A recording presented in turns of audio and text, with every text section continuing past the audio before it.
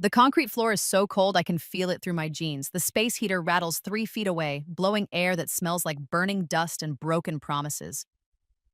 My fingers wrap around my phone. The screen glows in the dim garage, showing a document I've kept hidden for 7 years. The deed to 428 Maple Ridge Court. My name sits right there at the top. Corinne Althea Pembroke, sole owner. Not my son's name, not my daughter-in-law's. Mine. I'm 64 years old. I raised a boy who just locked me in a garage like I'm something that needs to be stored away. Something inconvenient. Something they can forget about until trash day comes around. The futon under me has springs that dig into my spine. Stains I don't want to think about darken the cushions. This is where my son, my only child, Aman, the baby I nursed through pneumonia and heartbreak and every failure, thinks I should sleep. Hi viewers, kindly tell us where you're watching from and what time it is. Through the door, I hear Simone laughing. That high practiced laugh she uses when she's posting videos for her online fitness brand. Dax's voice rumbles lower, saying something I can't make out. My granddaughter Tessa giggles. 4 years old, too young to understand what her parents just did to her grandmother. I pull up my email. My thumbs hover over the screen. Subject line, need to discuss 428 Maple Ridge Court, urgent. Nestor Reeves is the attorney who helped me buy this house 7 years ago. The one who warned me that keeping secrets, even generous ones, could explode in my face. I'd smiled at him then, told him everything would be fine, that I was giving my son and his struggling young family the gift of stability without the burden of knowing how much I'd sacrificed. $340,000. That's what this house cost. Every penny of my late husband's life insurance. Every dollar I'd saved from 43 years of working double shifts and skipped lunches and clothes from thrift stores. I type fast before I can change my mind. Nestor, it's time to make some changes to the property arrangements we discussed. Can you meet me tomorrow? Also, I need information on tenant eviction procedures. How much notice is legally required in this county? My finger hovers over send. The lock on the door clicks. Someone's making sure I can't wander into the main house during the night. Can't use their $6,000 Italian leather sectional. Can't mess up Simone's carefully staged living room where she films her wellness content about gratitude and family values. I press send. The email whooshes into the darkness. The heater keeps rattling. Water drips somewhere behind the metal shelving units. I'm sitting in a house I own, treated like a burden, locked away like trash. But they don't know what I know, and that changes everything. 16 hours earlier, my hands were shaking on the steering wheel for completely different reasons. The highway stretched empty ahead of me, 2 in the morning, somewhere in New Mexico, with Arizona behind me and Colorado in front of me. My back screamed. The kind of pain that comes from sitting too long, from being 64, from carrying weight that isn't just physical. The Honda's check engine light had been on since Flagstaff. I'd ignored it. Ignored the bladder pressure. Ignored the exhaustion making my eyes burn. None of it mattered because I had nowhere else to go. My landlord in Phoenix sold the building 3 weeks ago. The new owner wanted to renovate, turn the apartments into luxury condos, all tenants out by the end of the month. I'd searched for new places, but Phoenix rents had doubled since I'd moved there. My Social Security check couldn't cover anything except studio apartments in neighborhoods where gunshots were the evening soundtrack. I'd called Aunt Rhea first. She'd moved to Florida with her new husband. They were traveling in their RVs. "Not a good time, honey," she'd said. "We're really enjoying our freedom right now, you understand." I'd left Dax 3 voicemails, sent texts, explained everything about the eviction. The lack of affordable housing, the fact that I'd run out of options. Each message went unanswered for days until finally, a single text came back. "Mom, let me talk to Simone. Things are complicated right now." But I couldn't wait for permission. The eviction deadline hit. My furniture went to a donation center, except what fit in the Honda's trunk. My entire life compressed into suitcases and garbage bags, so I drove. 16 hours straight from Phoenix to the address I knew by heart because I'd chosen it. 428 Maple Ridge Court, the house with the bay windows I'd fallen in love with during the showing. The custom plantation shutters that reminded me of my grandmother's place in Savannah. The Brazilian cherry hardwood floors the installer promised would last a lifetime. I pulled into the driveway just after 9 at night. Rain hammered down. Oregon weather, cold and relentless. The windows glowed warm yellow. I could see shapes moving inside. My family, my son, living their comfortable life in the house I'd given them without them ever knowing. I sat there with the engine ticking as it cooled, watching, gathering courage. The porch light clicked on, motion sensor I'd had installed for safety. The front door opened. Dax filled the doorway. 32 years old now, he'd inherited his father's broad shoulders, that same dark hair, though he wore his longer, pulled back in a style I never understood but didn't criticize because mothers learn when to stay quiet. He stood there in his socks, arms crossed. His face wasn't happy to see me. Not surprised, not worried, not concerned, just inconvenienced. I grabbed my purse, left the suitcases. The rain soaked through my cardigan before I made it halfway up the walk. Cold water ran down my neck, plastered my gray hair to my skull. I was shivering by the time I reached the covered porch. Mom. His voice flat. No warmth. He didn't step aside to let me in, didn't move to hug me, just stood there like I was a solicitor he needed to dismiss. Dax, honey, I'm so glad you're home.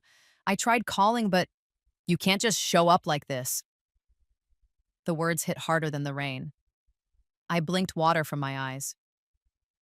I told you last week I was coming. Left you 3 voicemails. Sent texts. Simone and I talked about it. He glanced over his shoulder into the house. Into my house. It's not a good time. Not a good time? My voice cracked. Sweetheart, I lost my apartment. The landlord sold the building. I explained all this in my messages. You should have called Aunt Rhea or gotten another place in Phoenix. Aunt Rhea moved to Florida with her new husband, and I can't afford Phoenix anymore. The rents went. Dax, can I please come inside? We can talk about this, but I'm getting soaked out here. He stepped back, not welcoming, just enough space to let me squeeze past without touching him. The house smelled like lemon cleaner and something baking. Banana bread, maybe. The hardwood floors gleamed under my dripping shoes. I wanted to take them off, but I was frozen. Everything looked different from my last visit at Christmas. New curtains hung in the living room, cream-colored with delicate embroidery that probably cost more than my monthly Social Security check. The furniture had been rearranged. The sectional faced the fireplace now, so everything positioned like a magazine spread. Perfect. Untouchable. Simone appeared from the kitchen, 30 years old with the posture of someone who'd taught yoga professionally. Her blonde hair swept up in an artful clip. She wore leggings and an oversized sweater that hung off one shoulder in that deliberately casual way that actually takes effort. Her expression when she saw me could have frozen the rain outside. Corinne, my name sounded sour in her mouth. This is unexpected. I left messages, several messages. We've been busy. Simone draped a kitchen towel over her shoulder. Tessa's been sick. Dax got promoted at work. We're planning a bathroom renovation. Life is just really full right now. I stood there dripping on the floor, on the Brazilian cherry floor I'd chosen, creating a puddle that spread across wood I'd paid to install. I understand you're busy, but I need help, just for a little while until I can figure things out, get back on my feet. Dax and Simone exchanged a look, one of those wordless, married conversations that happen in eye contact and tiny expressions. I knew that look. Gerald and I used to have our own version before the cancer took him. This look meant I was already a decided problem. There's no room, Simone said. Her voice had that practiced sweetness that made cruelty sound reasonable. Tessa's in the second bedroom. The third bedroom is Dax's office. I run my online fitness coaching from the dining room. We've converted the basement into a meditation and workout space for my private clients. I don't need much space. I can sleep on the couch. I won't be any trouble. The couch? Simone's laugh came out sharp, like glass breaking. That's a $6,000 sectional, Italian leather. We can't have someone sleeping on it every night. It would ruin the material. $6,000 for a couch. I bit the inside of my cheek hard enough to taste copper. What about the basement? Just a corner somewhere. I can stay out of the way when your clients come. I told you, that's my business space now. I have clients coming in 3 times a week for private sessions. It's generating real income, Corinne. I can't just turn that off because you didn't plan ahead. Didn't plan ahead. The words hung in the air between us. Heavy. Accusatory. Simone, I worked for 43 years. Saved what I could. But your father-in-law's medical bills before he passed took most of it. Then the market crashed and my retirement account. Mom, we don't need your whole financial history. Dax rubbed his face. The gesture reminded me of Gerald so much it hurt. Look, we want to help. We do. But we have to think about our family first. Tessa needs stability. Simone's business is just taking off. We can't have complications right now. Complications. That's what I was. A complication in their carefully arranged life. I looked around the room again, at the built-in bookshelves I'd requested during construction, at the gas fireplace with its custom marble surround that had cost an extra $8,000, at the vaulted ceiling with the skylight that let in natural light during the day, every detail chosen by me, paid for by me. Where will I go? My voice came out smaller than I wanted, weaker. Simone brightened like she'd been waiting for this question. There are some really nice senior communities around here. Very affordable. I can send you some links. I'm 64 years old. I'm not ready for a senior community. Well, they take people at 62, so technically, Simone, please. Dax held up his hand. He turned to me. There's an extended stay motel on Highway 41, week-to-week rates. That might work while you look for something permanent. I can't afford that, that's why I'm here. The silence stretched. Somewhere upstairs, a toilet flushed. Little footsteps padded across the floor above us. Tessa, probably, up past her bedtime. Dax's jaw worked. I watched the muscle twitch. Okay, look, the garage. My heart dropped. The garage? We cleared it out last month. Got rid of all the junk we'd been storing. It's clean now. There's that old futon from my college apartment still out there. We were going to donate it, but haven't gotten around to it yet. I stared at him. At my son. The boy I'd rocked to sleep every night until he was 3 because he had nightmares. The teenager I'd worked double shifts for so he could go to the better high school across town. The young man I'd helped through his first heartbreak, his college struggles, his job hunts. You want me to sleep in the garage? Just temporarily, Simone added quickly, like speed made it better. Until you figure something out. It's got electricity, heat. Dax can set up a space heater. There's a utility sink out there. Really, it's not that different from a studio apartment if you think about it. If you think about it. If you squint hard enough and lie to yourself, you're serious. Mom, you're putting us in an impossible position. Dax's voice had an edge now, sharp, defensive. We didn't invite you here. You just showed up. We're trying to offer a solution, but if that doesn't work for you, if I can just stay inside in any corner, I promise I won't. No. Simone's sweetness evaporated. Just gone. I'm sorry, but no. I run a business out of this house. I have a brand to maintain. My clients expect a certain environment. I can't have someone camped out on our couch or taking over our space. It's the garage or nothing, Corinne. I looked at Dax, waited for him to defend me, to remember who I was, what I'd sacrificed, how many times I'd chosen his needs over my own comfort. He looked at his feet. The same feet I'd bought shoes for when his grew too fast, and we couldn't afford new ones every month. The same feet that had walked across a stage to get his college diploma while I'd cried in the audience, proud and broke and exhausted. Fine. The words scraped out of my throat. The garage, just for a few days. Simone's shoulders relaxed. Relief flooded her face. Great. That's settled then. Dax, help your mother get set up. I need to finish cleaning the kitchen. She disappeared. Left me standing there with my son who still wouldn't meet my eyes. I'll grab some sheets, he mumbled. Get the space heater from the basement. Dax? He stopped, still didn't look at me. Why are you doing this? Mom, don't make it harder than it is. Answer me. He finally met my eyes. Something cold lived there now. Something I didn't recognize. Because Simone's right. We have to think of our family first. Our immediate family. You're an adult. You'll figure it out. You always do.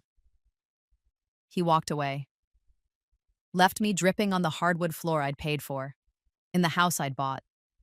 Standing in a home that should have been my refuge but had become my exile.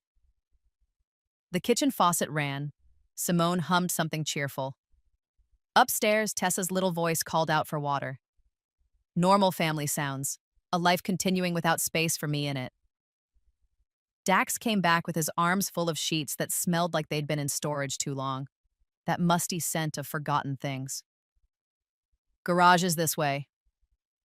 I followed him through the kitchen, past the subway tile backsplash I'd chosen, past the farmhouse sink I'd insisted on because it reminded me of my childhood home. Through the mudroom with its custom built-in cubbies for shoes and coats. He opened the door to the garage. Cold air hit me first.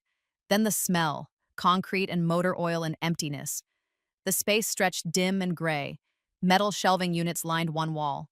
The old futon sat against the far wall, lumpy and stained with what I hoped was just old food spills. A small window near the ceiling let in a rectangle of streetlight. Shadows filled the corners. This was where they thought I should sleep. I'll get that heater. Dax dumped the sheets on the futon. Springs groaned under the weight. There's a bathroom in the mudroom you can use. Dax, wait. He paused in the doorway, half in, half out, like he couldn't decide if he was escaping or staying. Are you sure this is where you want me? His expression flickered. Something that might have been guilt, but then it hardened, set like concrete. Yeah, Mom, I'm sure. It's generous, actually, considering you just showed up without warning. Generous? He thought this was generous? Okay. I sat down on the futon. Springs dug into my back and legs, just wanted to make sure. He left, came back with a space heater and an extension cord, plugged it in without looking at me. The heater rattled to life, blowing air that smelled like burning dust and neglect. Get some rest, we'll talk in the morning. The door closed. I heard the lock click. They'd locked me in the garage. Not just put me here, locked me in. Like I might wander into their perfect house and contaminate something. Like I was a risk that needed containing. I sat there on that miserable futon, in that cold concrete box, and something inside me shifted, not broke. Breaking implies weakness. This was different. This was clarity crystallizing into something sharp and clear and purposeful. I pulled out my phone, looked at the documents I'd saved and backed up in 3 different places. The deed, the mortgage receipts, the property tax bills, the homeowner's insurance policy. All in my name. Corinne Althea Pembroke. 7 years ago, Dax and Simone were drowning. Student loans crushing them. Credit card debt from Simone's failed attempt at opening a yoga studio. A newborn baby. A moldy apartment with roaches and a landlord who ignored their calls. They were 25 and 23, broke and desperate and struggling. I'd taken what was left of Gerald's life insurance after his medical bills, combined it with everything I'd saved. Bought this house outright, $340,000, every penny I had. But I didn't tell them.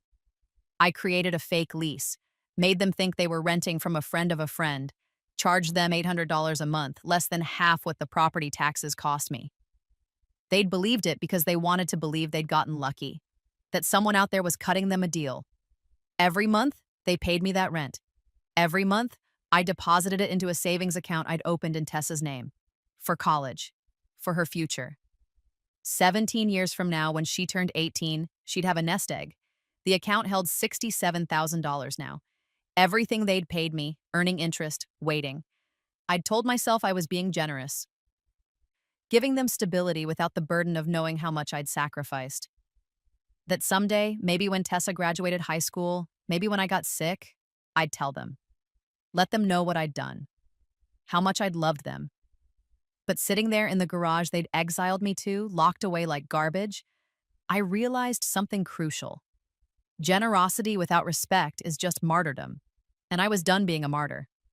I opened my email app, typed fast before the cold could make my fingers stiff. To Nestor Reeves, subject, need to discuss 428 Maple Ridge Court, urgent body. Nestor, it's time to make some changes to the property arrangements we discussed. Can you meet me tomorrow? Also, I need information on tenant eviction procedures. How much notice is legally required in this county? My thumb hovered over send. Through the door, Tan is say. I heard them laughing. Simone's voice saying something about her client schedule tomorrow. Dax responding about his promotion, about the raise, about the bathroom renovation they were planning. Planning renovations in my house, with my money, while I sat locked in the garage. I pressed send. The email disappeared into the night. The heater kept rattling its broken song. Water dripped somewhere behind the shelving. The concrete floor leached cold up through the futon into my bones. I opened my banking app, looked at Tessa's college fund, $67,000, every payment they'd made, saved faithfully. I could think of better uses for that money now. The futon springs dug into my spine. Rain pounded on the garage roof. Somewhere in the house, a door closed. Footsteps overhead. My family settling in for the night in their warm beds, in their perfect rooms, in the home they thought they were renting. They had no idea what was coming, and that made me smile for the first time in 16 hours. Sleep didn't come. How could it? The futon felt like sleeping on a bag of rocks. Every time I shifted, springs groaned and stabbed new pressure points. The space heater cycled on and off, rattling like it might explode. When it ran, the air got too hot and dry. When it stopped, the cold crept back in from the concrete. Around 3 in the morning, I gave up, sat there in the dark, wrapped in the musty sheets, scrolling through my phone. The deed to 428 Maple Ridge Court. I'd looked at it so many times over 7 years, sometimes with pride, sometimes with doubt, always with the thought that someday I'd show Dax and Simone what I'd done for them. I'd imagined their faces, the shock, the gratitude, the tears. Dax hugging me, telling me I was the best mother in the world. Simone apologizing for every sharp word, every rolled eye, every time she'd made me feel like an inconvenience. That fantasy felt stupid now, childish. People don't appreciate what they don't earn. They don't value what comes easy. And I'd made everything too easy for them. The property tax bills alone cost me $15,000 a year. Homeowners insurance, another $3,000. When the roof needed replacing 4 years ago, that was $22,000. When the hot water heater died, $2,000. Every upgrade, every repair, every expense. I'd paid it all while they handed me $800 a month and thought they were contributing. They'd lived in a house worth $450,000 now, appreciation over 7 years, and thought they were renters, thought they were scraping by, thought they were building their life through their own hard work. They had no idea their foundation was me. Around 5 in the morning, my phone buzzed. Email notification. Nestor Reeves, subject, need to discuss 428 Maple Ridge Court, urgent, body. Corinne, I can meet you this morning, 8 a.m. at Riverside Coffee on Main Street. I have to say I'm concerned by your mention of eviction procedures. What's happened? Call me if you need to talk sooner. NR. I typed back immediately. I'll be there at 8. And Nestor, bring all the property documents. Everything. His response came 2 minutes later. Will do. See you soon. The garage door didn't unlock until 6:30. I heard the click, then Dax's voice from the mudroom. Mom, you awake? I didn't answer. Let him open the door and find me sitting on the futon, fully dressed, purse in my lap. He blinked. Did you sleep in your clothes? Hard to sleep when you're locked in a garage. We didn't lock you in, we just... He stopped. Realized he couldn't finish that sentence honestly. You just wanted to make sure I didn't contaminate your house during the night. His jaw tightened. That's not fair. Neither is this. I stood. My back screamed. 64-year-old bones don't forgive sleeping on concrete and springs. I need to use the bathroom, then I'm going out for a while. Going where? Does it matter? He stepped aside. I walked past him into the mudrooms, into the house that was mine but felt like enemy territory. The bathroom was the half bath off the kitchen. Small. Powder room, really. But it had a door that locked and running water. I washed my face, stared at myself in the mirror.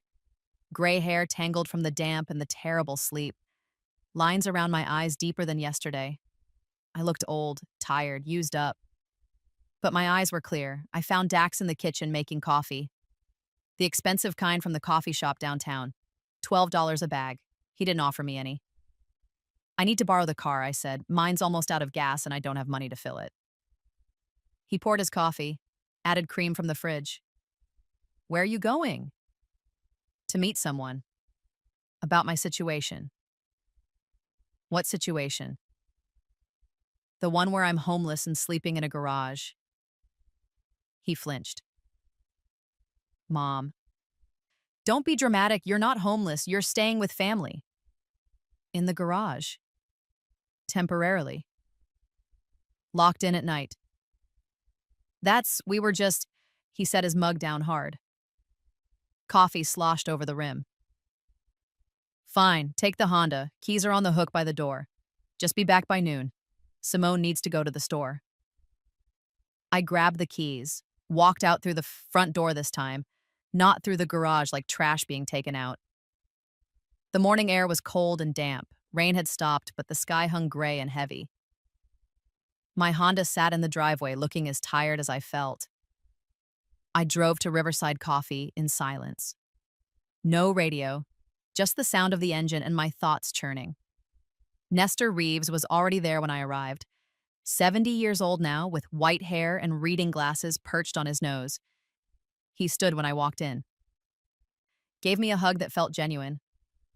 Corinne, you look exhausted. I slept in a garage last night. His eyebrows shot up. What? We sat. I told him everything.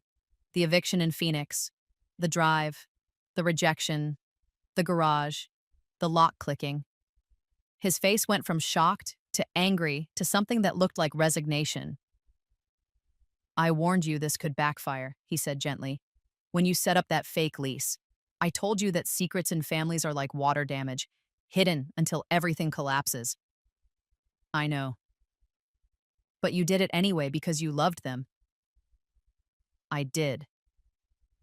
He pulled documents from his briefcase, spread them across the table. The deed, the original purchase agreement, the property tax receipts, the insurance policies, everything with my name on it. What do you want to do? He asked. I looked at the papers. At 7 years of secret generosity, at proof of sacrifice they'd never acknowledged because they'd never known. I want to know my options. Nestor leaned back, folded his hands. Option 1, you reveal ownership and let them stay. Renegotiate terms. Maybe they pay actual rent. Maybe they don't. But the relationship is fundamentally changed. What's option 2? You evict them. This county requires 30 days notice for tenants without a lease. Since you've been accepting monthly payments, they're legally month-to-month tenants. You provide written notice, they have 30 days to vacate. My stomach flipped. And option 3? You sell the house, take the money, start over somewhere else, let them figure out their own housing. I stared at the deed, at my name in bold letters at the top. If I evict them, I said slowly, but what happens to the rent money, the college fund? That account is in your name as custodian for Tessa. Legally, it's your money until she turns 18. You can do whatever you want with it. So I could use it to start over. Yes. I could get an apartment somewhere. Furnish it. Have a cushion while I figure things out. Yes. I thought about Tessa. 4 years old, innocent. She didn't deserve to lose her college fund because her parents were cruel. But I didn't deserve to be locked in a garage either. The eviction, I said. How does it work? Nestor pulled out another document. I can draft a formal notice today. You serve it to them in person or via certified mail. 30 days from receipt, they need to be out. If they refuse, you can file for formal eviction through the courts, but that's messier. Would they really refuse? If I show them the deed, prove I own the house? Depends on how angry they get, how entitled they feel. Some people double down when confronted with their mistakes. I knew Simone would double down, could already hear her justifications, her accusations, how I'd lied to them, betrayed them, ruined their lives. Do it, I said. Draft the notice. Corinne, are you sure? This will destroy your relationship with your son. He destroyed it first. When he looked me in the eye and told me to sleep in the garage. Nestor studied my face. Looking for doubt, maybe. Hesitation. He didn't find any. Okay, he said quietly. I'll have it ready by end of business today. You can pick it up at my office around 5. Thank you. What will you do in the meantime? Go back to the garage. Wait. Let them think everything's normal. He gathered the documents, slid them back into his briefcase except for one, a copy of the deed. He pushed it across the table to me. Keep this with you for when you're ready to tell them. I folded it carefully, put it in my purse next to my wallet and phone. Proof of ownership, proof of sacrifice. Proof that I'd given them everything, and they'd given me nothing but a concrete floor and a locked door. We stood. Nestor hugged me again. I'm sorry it came to this. Me too. I drove back to 428 Maple Ridge Court, pulled into the driveway at 11:30. Dax's car was gone, probably at work, using his promotion and raise that had come from stability I'd provided. Simone's SUV sat in the garage, a client's car parked on the street, her meditation business in session. I used my key to get in through the front door, heard soft music coming from the basement, Simone's voice in that practiced, soothing tone she used with clients. Breathe in peace. Breathe out tension. You are worthy. You are whole. The irony nearly choked me. I went to the garage, sat on the futon, pulled out my phone and scrolled through apartment listings in towns nearby. One-bedroom places, studios.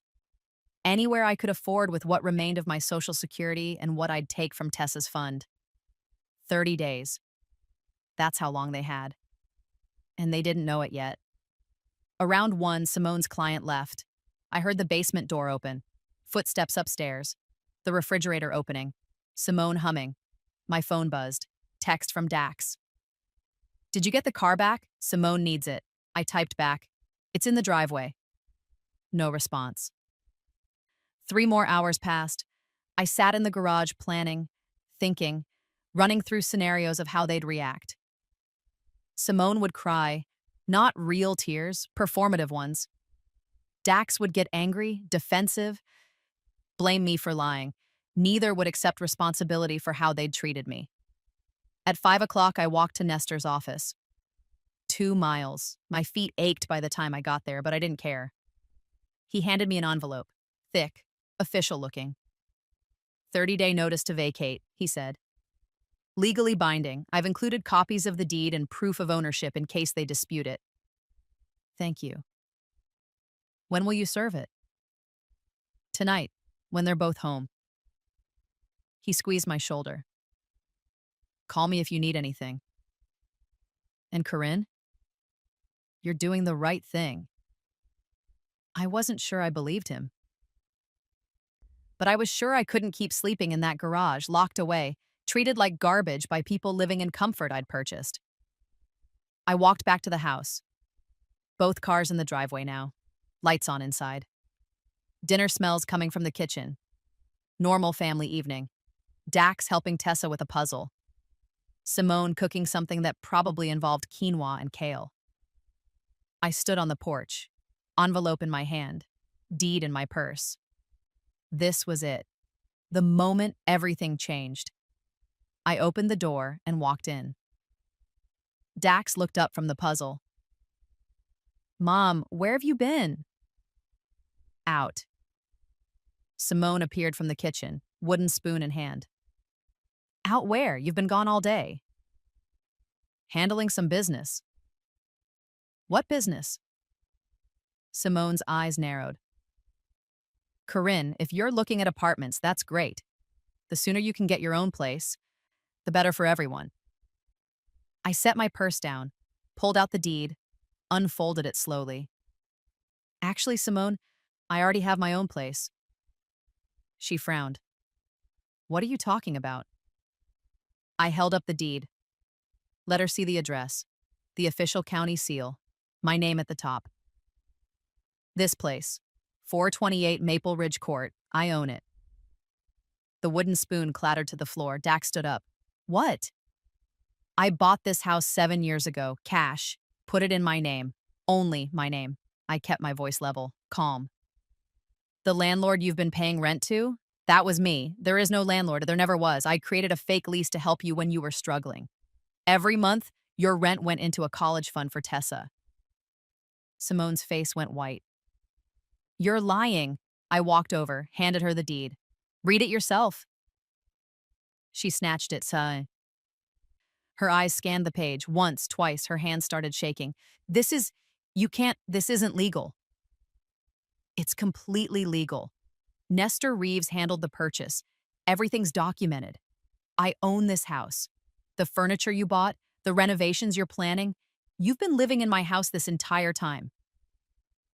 Dax grabbed the deed from Simone, stared at it like it might change if he looked hard enough. Why would you do this? Because 7 years ago, you were drowning. Student loans, credit card debt, a newborn baby, a terrible apartment. I used your father's life insurance and my savings to buy you stability. I thought I was helping. By lying to us? Simone's voice climbed. By making us think we were renters? Do you have any idea how humiliating this is? Humiliating? The word came out sharp. You want to talk about humiliation? You put me in the garage, Simone. Locked me in like trash in my own house. We didn't know it was your house. You knew I was Dax's mother. That should have been enough. Dax's face was red. Anger or shame, I couldn't tell. So what, you've been playing us this whole time? Watching us struggle to make rent? Laughing at us? I wasn't laughing. I was putting every penny you paid into a college fund for Tessa. $67,000 saved for her future. Simone's eyes went wide. 67,000. That's our money. No, it's Tessa's money, held in trust until she's 18. You had no right. Simone was crying now. Real tears or fake, I didn't care anymore. That was our rent, our money you stole from us. I gave you a home. I charged you a fraction of what this place cost me in taxes and upkeep. I sacrificed everything so you could have stability. And the first time I needed help, you put me in the garage. Dax's hands clenched into fists. So this is revenge? You're going to kick us out? I pulled the envelope from my purse, handed it to him. That's a 30-day notice to vacate.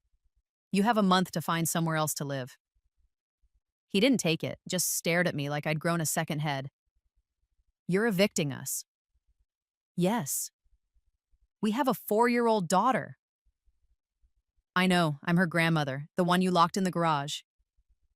Simone sank into a chair, put her head in her hands, her shoulders shook. This can't be happening. This isn't real. It's very real. You have 30 days from today. I suggest you start looking for apartments. Dax finally took the envelope, ripped it open, read the notice. His face went through a dozen emotions: shock, anger, disbelief, fear. Where are we supposed to go? Do you have any idea how expensive housing is right now? Yes, I do. That's why I couldn't afford to stay in Phoenix. That's why I came here to the house I own, hoping my son would help me. Instead, he gave me a garage and a lock. We offered you a solution. You offered me humiliation. Simone looked up. Mascara ran down her cheeks. Please, Corinne, please. We're sorry. We didn't know. If we'd known it was your house, we never wouldn't have what? Treated me like a human being? That should have been automatic, Simone. I'm Dax's mother. I raised him, loved him. sacrificed for him his entire life. That should have mattered even if I didn't own the house. We'll pay you rent, real rent, market rate, whatever you want. I don't want your money. I want my home back. Dax's voice dropped. Quiet. Dangerous. You're really doing this. You're choosing a house over your family. No, Dax. You chose a $6,000 couch over your mother. You chose your wife's business over the woman who gave you life. You made your choice when you handed me sheets and pointed to the garage. Tessa's small voice came from the stairs. Mommy, why are you crying? Everyone froze. Simone wiped her face, tried to smile. It's okay, baby. Grown-up stuff. Go back to your room. Is Grandma leaving? I looked at my granddaughter. 4 years old, dark hair like her father. Simone's blue eyes, innocent, confused, scared. Yes, sweetheart. Grandma's leaving, but I'll see you soon. Where will you go? Somewhere safe. Somewhere I'm wanted. Dax's jaw worked. Mom, if you do this, if you actually evict us, we're done. You understand that? You'll never see Tessa again. Never be part of this family. The threat hung in the air. Heavy, final. I looked at my son, at the man I'd raised, who thought he could blackmail me with access to my granddaughter, who believed his cruelty was justified, but my boundary was unforgivable. Then I guess we're done. I picked up my purse, walked to the garage, grabbed the few things I'd brought in, my toiletries from the bathroom, my phone charger, the musty sheets I'd slept in. When I came back through, they were still frozen in the kitchen, Tessa on the stairs, Simone crying, Dax holding the eviction notice like it might burst into flames. 30 days, I said, and after that, if you're still here, I'll file formal eviction through the courts. Don't make this harder than it needs to be. I walked out, got in my Honda, started the engine, and drove away from 428 Maple Ridge Court for the first time as its acknowledged owner. I didn't know where I was going, but anywhere was better than that garage. The extended stay motel on Highway 41 wasn't much. One room with a kitchenette, a bathroom that smelled like bleach and mildew, and a bed that sagged in the middle. But it was warm, the door locked from the inside. No one could exile me from it. I paid for a week using money I transferred from Tessa's college fund, $400. The clerk didn't ask questions. Just handed me a key card and pointed to the second floor. That first night, I slept 12 hours straight. When I woke up, my phone had 17 missed calls from Dax, 12 texts from Simone. I deleted them all without reading. Nestor called around noon. How did it go? About as expected. Tears, anger, threats. Threats? Dax said if I evict them, I'll never see Tessa again. Silence, then. That's grandparent alienation. You could fight that in court if you wanted to. I don't want to fight anymore, Nestor. I just want to live somewhere I'm not treated like garbage. Fair enough. What's your plan now?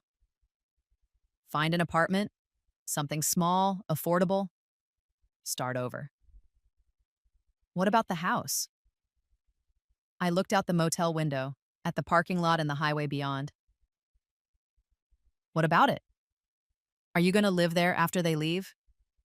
The thought hadn't occurred to me. Move back into 428 Maple Ridge Court. Reclaim not just ownership, but occupancy. Maybe, I said slowly. I haven't decided. Think about it.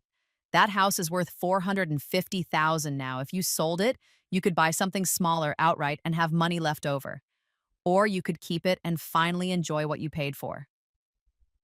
After we hung up, I lay on the sagging bed and thought about it. The house had 3 bedrooms. Way too much space for one person. But Dax's office could become my bedroom. The basement meditation studio could be my art room. I'd always wanted to paint but never had space. The backyard had room for a garden. I could make it mine, really mine, not secretly mine while pretending to be generous. Actually mine. The idea grew roots. 3 days later, I signed a lease on a 1-bedroom apartment across town. Small, affordable, available immediately. I moved my stuff from the motel, which wasn't much, just what I'd brought from Phoenix.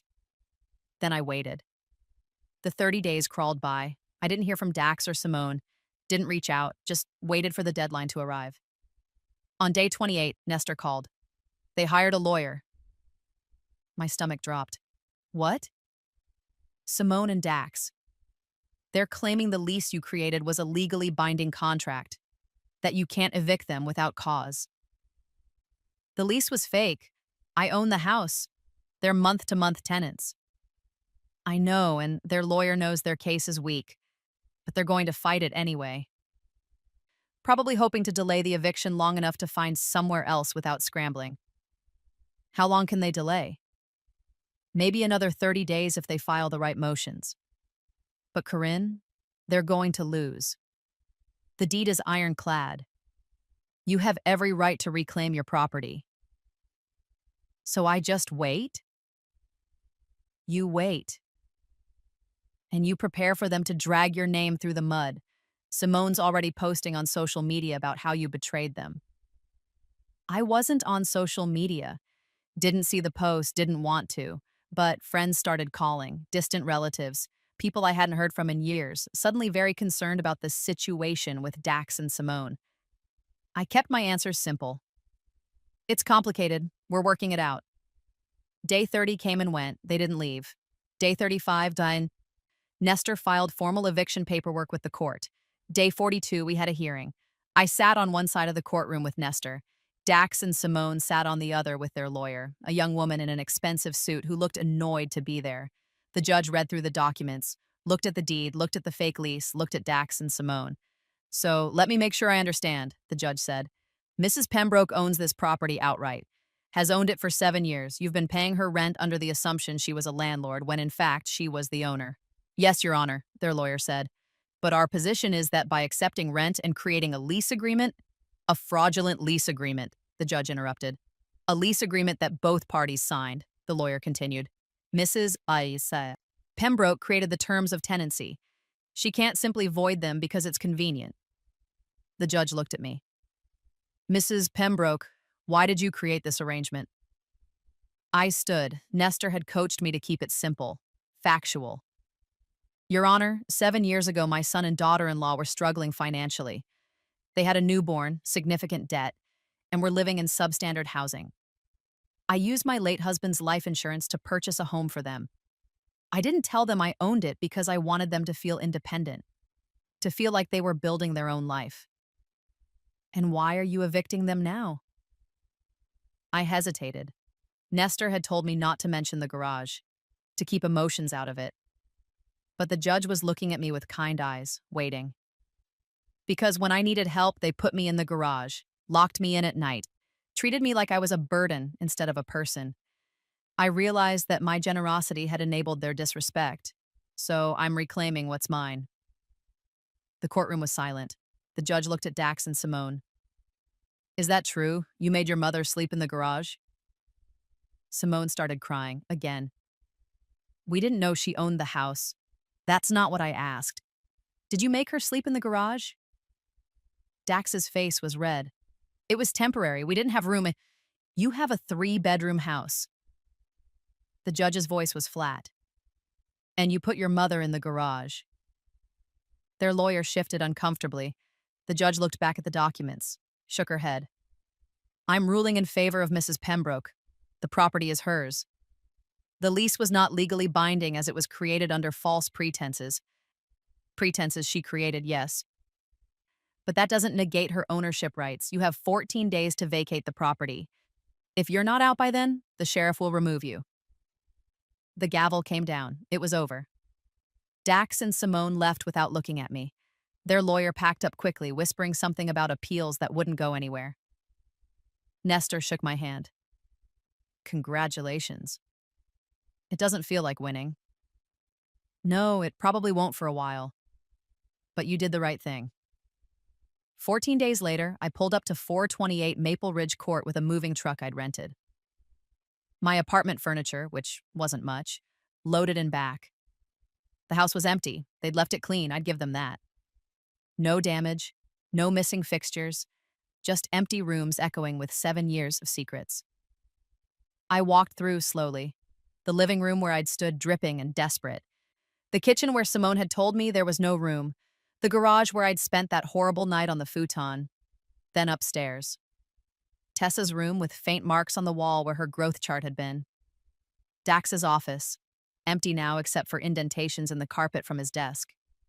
The master bedroom, where they'd slept in comfort while I froze in the garage. I stood in the center of the room and cried. Not from sadness, from relief, from exhaustion, from the weight of carrying secrets finally lifting. This was my house now, really mine. Not secretly, not hidden, mine. I moved in that day, set up my bedroom in the master suite, turned Dax's office into a reading room, started planning what I'd do with the basement. The first night in my own bed, in my own house, I slept better than I had in months. Weeks passed, then months. I joined a community garden, started painting classes at the senior center, which wasn't so bad after all. Made friends with my neighbors, who'd always wondered about the young family living in such an expensive house. 6 months after the eviction, Dax called. I almost didn't answer, but something made me pick up. Mom? His voice was quiet, hoarse. Can we talk? About what? About everything. About what we did. What I did. I waited. We're living in a 2-bedroom apartment now. Tessa has to share a room with us. Simone had to close her business because there's no space. We're struggling to make rent. I'm sorry to hear that. Are you? The question was fair. I'm sorry you're struggling. I'm not sorry I set boundaries. Silence. Then, I was wrong.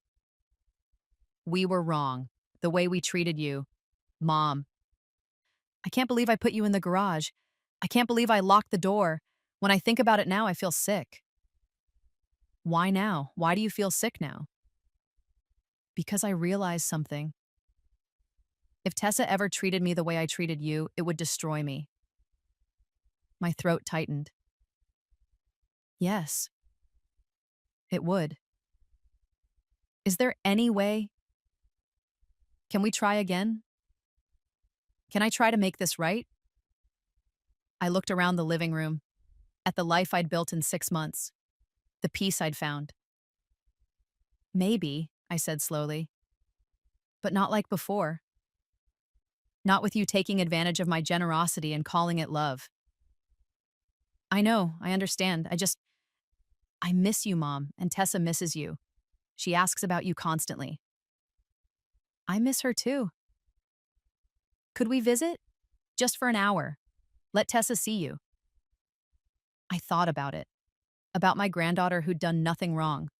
About second chances. About whether some bridges could be rebuilt. Yes, I said finally, son, you can visit, but Dax, if you ever treat me like a burden again, we're done. For good. Do you understand? I understand. Thank you, Mom. Thank you. They visited the following Sunday. Tessa ran into my arms like no time had passed. Dax and Simone were quiet, respectful. They didn't ask to move back in, didn't mention the house. We had coffee, played with Tessa in the backyard, kept things light. When they left, Simone hugged me. I'm sorry, she whispered, for everything. I hugged her back. I know. It wasn't forgiveness yet. Maybe it never would be. But it was a start. Now, standing in my living room, looking at the life I've built, I've learned something crucial, something I need to share with anyone who might be listening to this story. If you've ever given everything to someone who made you feel like a burden, who took your sacrifices for granted, who locked you out of your own life, listen to me. Your worth was never determined by their appreciation. Your value doesn't diminish because they couldn't see it. To anyone fighting their own battle right now, anyone who's been pushed aside by the people they helped, anyone sitting in their own version of that garage, you're not stuck. You're not powerless. You have more strength than they want you to believe. Your story isn't over. It's just beginning. What lesson hit you hardest from this story? And if you were in my shoes, what would you have done?